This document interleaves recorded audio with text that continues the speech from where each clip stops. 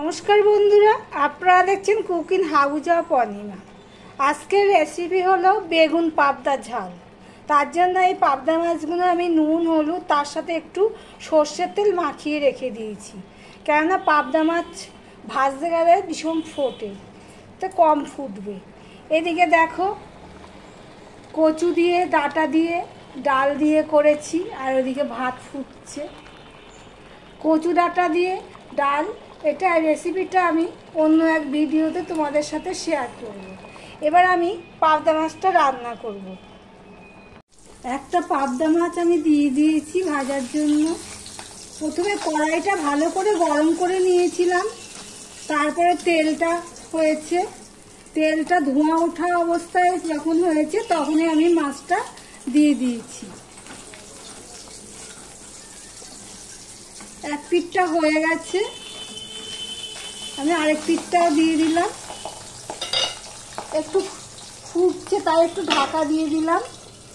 ওটা বন্ধ হয়ে গেছে, এবার ঢাকনাটা তুললাম।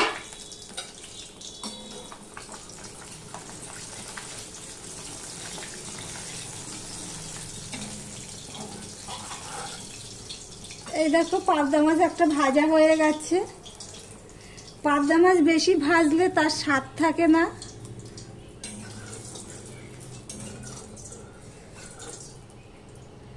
এবার আমি আরো একটা পাবদা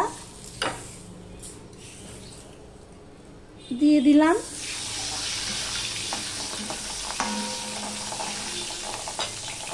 আবারও ঢাকা দিয়ে দিলাম। পাবদা মাছগুলো সব ভাজা হয়ে গেছে। আমি ওই একটা করে দিচ্ছি আর ঢাকা দিয়ে দিচ্ছি, যে এই ফটফট আওয়াজটা কমে যাচ্ছে তখন আবার একটা ঢাকা তুলছি। এবার আমি এই বেগুনগুলো ভেজে নেব। এগুলো নুন মাখানো রয়েছে, কিন্তু হলুদ মাখাইনি। এই তেলে আমি বেগুনগুলো ভেজে নেব। ভেজে নিয়েছি, এবার তার মধ্যে আবার একটু তেল দিয়ে দিয়েছি, দিয়ে আমি এখানে কালো জিরে ফোড়নে দিয়ে দিলাম।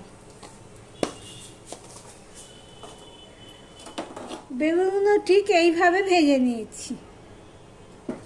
কালো জিরের ফোড়নটা হয়ে গেছে, এবার দিয়ে দিলাম পেঁয়াজ।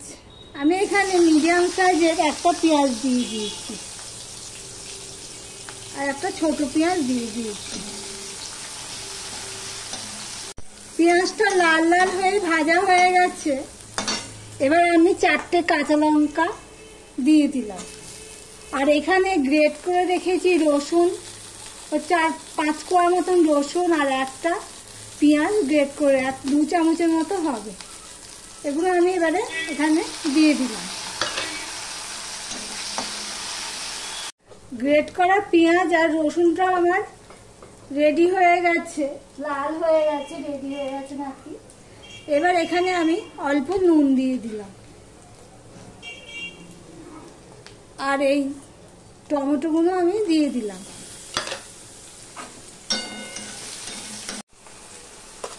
এবার আমি এখানে 1/2 চামচের মতো লঙ্কার গুঁড়ো দিলাম। লঙ্কাটা যার স্বাদ অনুযায়ী দেবে।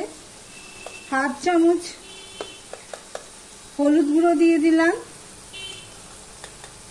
ধনের গুঁড়ো দিয়ে দিলাম 1 চামচ, আর জিরের গুঁড়ো দিয়ে দিলাম 1/2 চামচের মতো। মশলাটা কষানোর জন্য একটু জল দিয়ে দিলাম।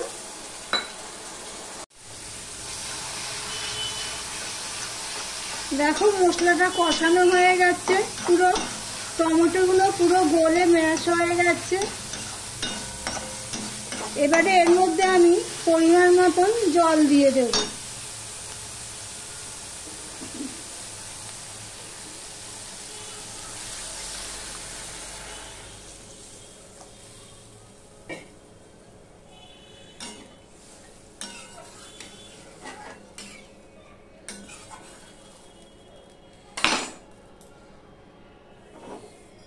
এবার ঝোলটা ফুটে ওঠা পর্যন্ত অপেক্ষা করব। এটা ফুটে গেছে, এবার আমি একে একে এই ভাজা পাবদা মাছগুলো দিয়ে দেব।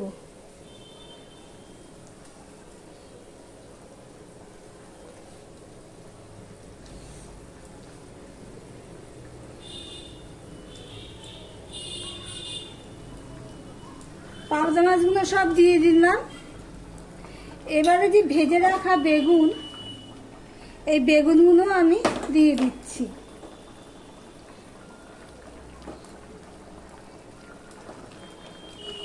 ভিডিওটি যদি ভালো লেগে থাকে প্লিজ একটা লাইক করো, সাবস্ক্রাইব করে পাশে থেকো।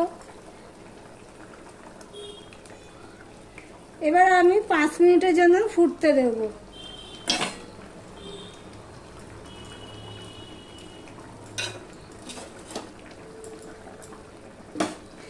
রেসিপিটি যদি ভালো লেগে থাকে তাহলে একটু কমেন্ট করো কেমন লাগলো। ভালো লাগলেও কমেন্ট করবে, খারাপ হলেও বলবে, খারাপ হয়েছে সেই কমেন্টটা করবে। 5 মিনিট আমি ফুটিয়ে নিয়েছি। পাবদা মাছের ঝাল আমার রেডি।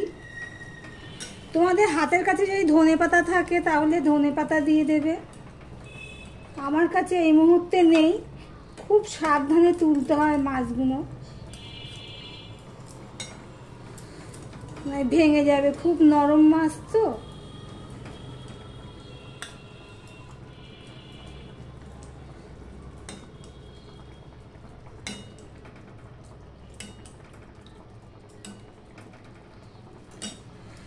এবার বেগুন পাবদা ঝাল রেডি। ভিডিওটি আজকে এখানেই শেষ করলাম। আবার অন্য কোনো রেসিপি নিয়ে চলে আসবো। আজকের মতন টাটা।